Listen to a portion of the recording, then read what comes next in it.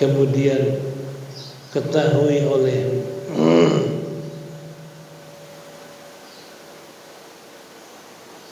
kemudian ketahui olehmu,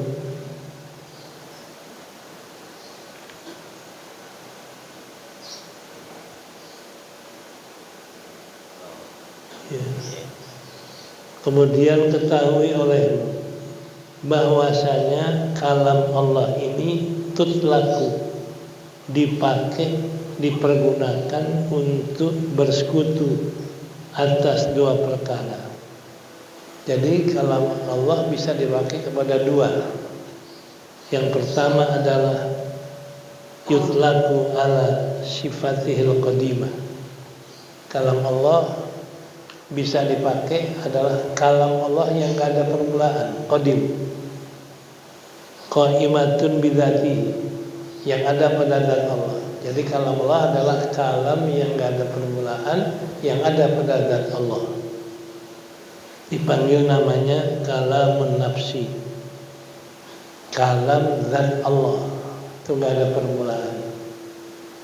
Wa huwa qadimun.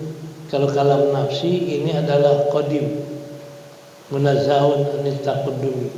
Kalau kalam Allah yang ada pada zatnya itu suci daripada terdahulu, terbelakang, dan huruf dan suara dan lainnya. Kalau kalam Allah nafsinya itu nggak ada suara, nggak ada huruf, nggak ada bersusun, nggak ada duanan, nggak ada belakangan, nggak ada kalimat. Itu makna kalam nafsi yang tidak bersifat dengan sifat kalam makhluk.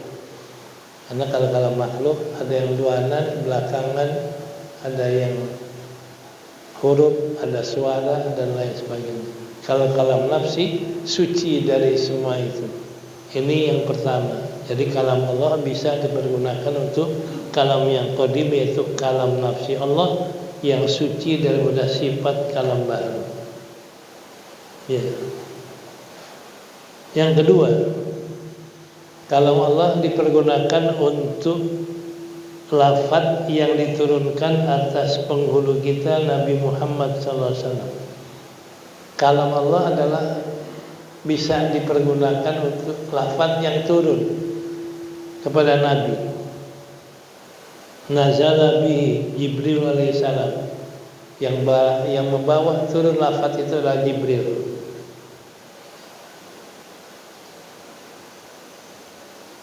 Yang bawa turun lafaz itu adalah malaikat Jibril alaihissalam atas Nabi sallallahu alaihi wasallam.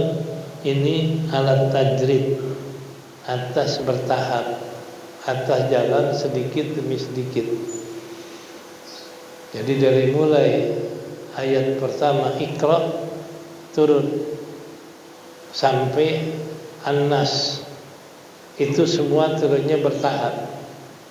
Min haitsul asbab, dari segi sabab turunnya. Ya. Ada yang sababnya karena pertanyaan, ada yang sababnya karena peristiwa kejadian, ada yang sababnya karena menjelaskan sesuatu hukum. Ini sedikit demi sedikit selama 23 tahun. Ya. Itu fi salasin wa isrina sanatan, dalam 23 tahun turunnya bertahap, dikit demi dikit. Itu kalam lafaz, kalam lafaz yakni Al-Quran.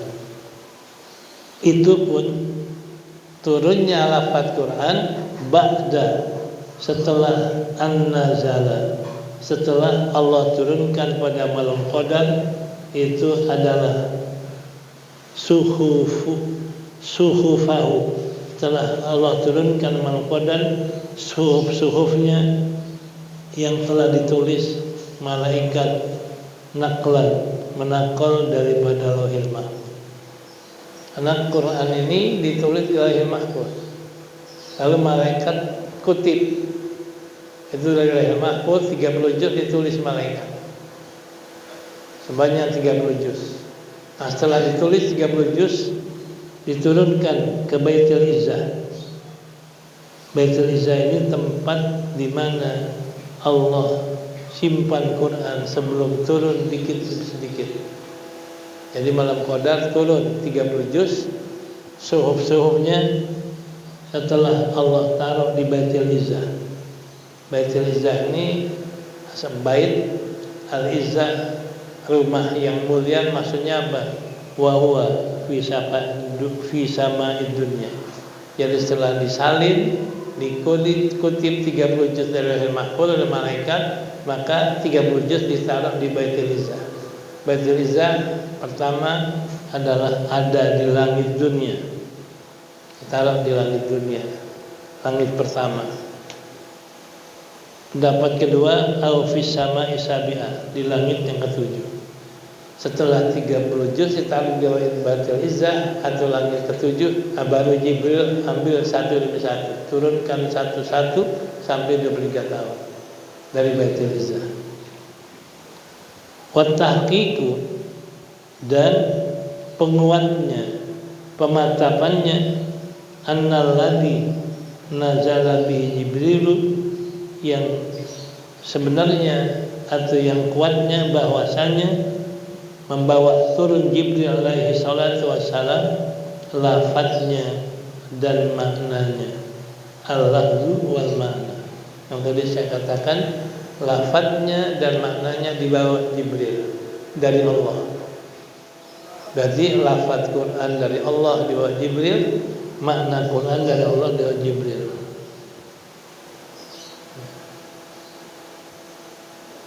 Di sana amanna billah wa ma ja'alillah, kami percaya dengan Allah dan kami percaya dengan apa yang turun dari Allah, ala muradillah, atas kehendak Allah, maknanya dari Allah. Makanya Quran lafadznya, maknanya dari Allah, dibawa turun oleh Jibril. Wa tutlaqul alfadhu syariatu, dan dipergunakan lafadz syariat bi annaha kalamullah. Jadi dipakai Quran itu dikatakan dalam syariat kalamullah. Yang dibaca dalam mushaf kalamullah, Fatihah kalamullah, Baqarah kalamullah. Itu yang dipergunakan lafaz syariat, bahwasanya Quran kalamullah. Wa dzalika, yang demikian, jadi kalau dikatakan Quran kalamullah, bimakna annahu laisa li ahadin, bahasanya tidak ada bagi seorang pun dari makhluk kasbun, usaha, fi tarkibiha, dalam menyusunnya. Enggak ada manusia yang bercampur menyusun Quran. Lafadznya dari Allah, maknanya dari Allah, susunannya pun dari Allah. Enggak ada usaha makhluk mencampuri dalam menyusunnya. La bimakna annaha qa'imatun bi dzatihi ta'ala, tapi bukan berarti bahasanya dia ada pada zat Allah. Jadi walaupun dia kalam Allah, tapi enggak ada pada zat Allah. Yang ada pada zat Allah kalam nafsinya, kalam zatnya. Ada Al-Quran diturunkan Allah, dan lafadznya dan maknanya sekaligus, enggak ada usaha makhluk. Tapi disitulah yang dikatakan Quran kalam Allahil munazzal, kalam yang diturun, turun oleh Jibril, lafadznya dan maknanya. Wa hadza huwal murad, itulah yang dikehendaki biqaulihim al-Qur'anu hadisun. Quran hadis, karena Quran itu adalah mengandung lafaz. Karena Quran ada lafadznya ada susunannya, lafadznya ada kalimatnya. Nah, karena itu dikatakan Quran hadis. Quran hadis dari segi lafadznya, tapi dari segi dia kalam Allah adalah qadim. Kalau dikatakan dia Quran hadis, karena lihat lafaz, lihat susunannya, lihat kalimat, itu hadis.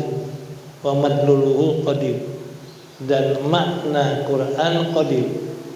Jadi bismillahirrahmanirrahim, ini hadis hurufnya, hadis susunannya, tapi makna bismillah qadim karena maknanya sama dengan yang ada pada zat Allah.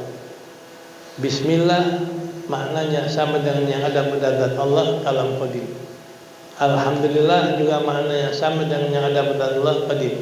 Jadi dari segi lafaz dia baru karena ada kalimat, ada tarkib, ada susunan. Tapi dari segi makna yang ada di Quran qadim karena maknanya sama dengan apa yang ada pada zat Allah. Jadi kalau kita baca Bismillahirrahmanirrahim, lafadznya adalah huruf, tapi makna Bismillah sama dengan makna yang ada pada zat Allah. Nah ini yang namanya qadim.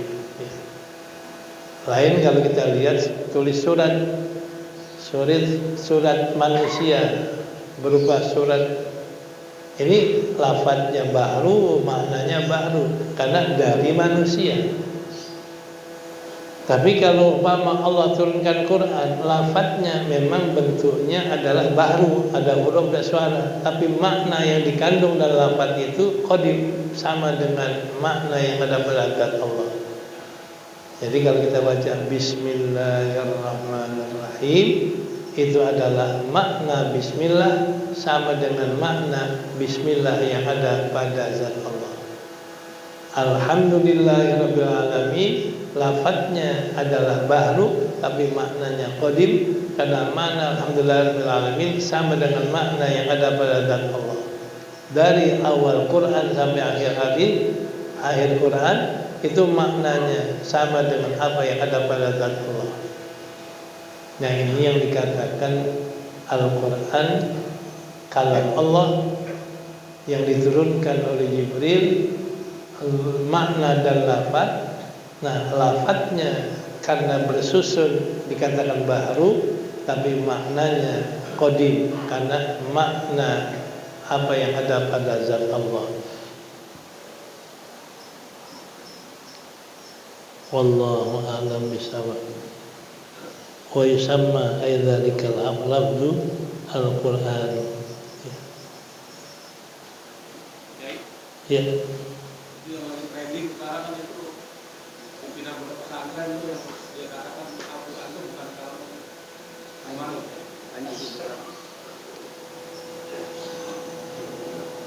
Berarti dia menyalahi ini, menyalahi akidah.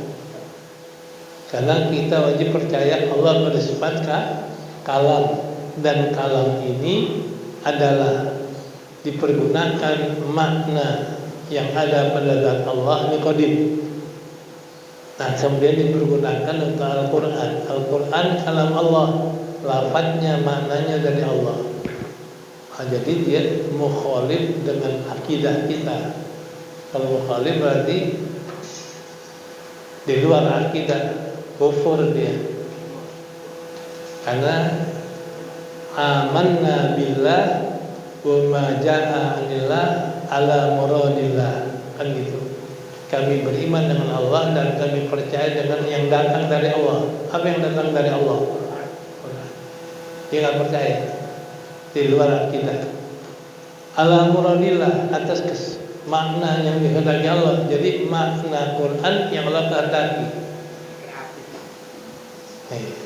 Nah kedua lagi, dia ini inkar dengan Al-Quran. Inna anzalnahu fi lailatul, kan jelas kami turunkan Quran pada malam Qadar. Nah, itu berarti Quran kalam Allah, Allah turunkan malam Qadar. Syahrul Ramadan alladzi unzila fihi Al-Quran. Bulan Ramadan, bulan di mana diturunkan Al-Quran kalam Allah. Jadi kalau dia bilang Quran bukan kalam Allah, itu berarti diingkar dengan makna akidah amanna billah wa ma ja'alillah ala muradillah. Ayat Quran amana rasul ma'ilaihi rabbi wal mu'minun kullun amana billah. Beriman Rasul dan para mukmin dengan apa yang turun dari Allah. Turun dari Allah apa? Al-Quran. Ya, jadi banyak ayat-ayat yang menguatkan bahwa Quran kalamullah. Nah kalau dia ini menyalahi itu berarti menyalahi Quran, menyalahi hadis, menyalahi ijma ulama. Ya jelas di luar Islam. Udah. Ya. Ya. Kalau mushaf yang kita belajar, kita pegang itu, kita bilang ini makhluk atau hadis itu boleh. Kalau Imam Ahmad nggak boleh. Khawatir nanti orang mengatakan kok ini mushaf makhluk, dikhawatirkan yang pada zat Allah makhluk. Dikhawatirkan nanti orang sangka kalam Allah nafsinya mah. Nah, itu jadi kufur. Menghindari kufur, jangan katakan Quran makhluk. Karena membawa nanti menjadikan kalam nafsinya mah. Makanya Imam Malik sampai dipukulin pun nggak mau bilang Quran makhluk. Khawatir nanti akan punya akidah bahwa kalam nafsi Allah makhluk. Kalau kalam nafsi Allah makhluk berarti kalam Allah makhluk. Allah jadi makhluk. Itu bahaya. Makanya Imam Malik nggak mau mengatakan Quran makhluk. Khawatir menjadi bahaya. Nanti akhirnya dia bilang kalam nafsi Allah makhluk. Dan kalau kalam nafsi Allah makhluk, berarti Allahnya apa? Na'udzubillah. Udah. Yang kita pegang tetap punya kalam Allah gitu ya. Ya, Pak? Yang kita pegang aturan ini tetap kalam Allah. Kalam Allah. Istilah kedua, kan tadi Quran kalam Allah ada dua, ada kalam nafsi, kalam yang pada zatnya, ada kalam munazzal, kalam yang diturunkan oleh Allah di bawah Jibril. Itu kalam juga. Kalam juga. Kalam. Nggak boleh kita bilang makhluk. Nggak boleh kita bilang makhluk. Khawatir nanti yang ada pada zat Allah makhluk juga. Jadi Allah jadi apa? Menghindari itu. Jadi menjaga itu ya. Menjaga. Udah.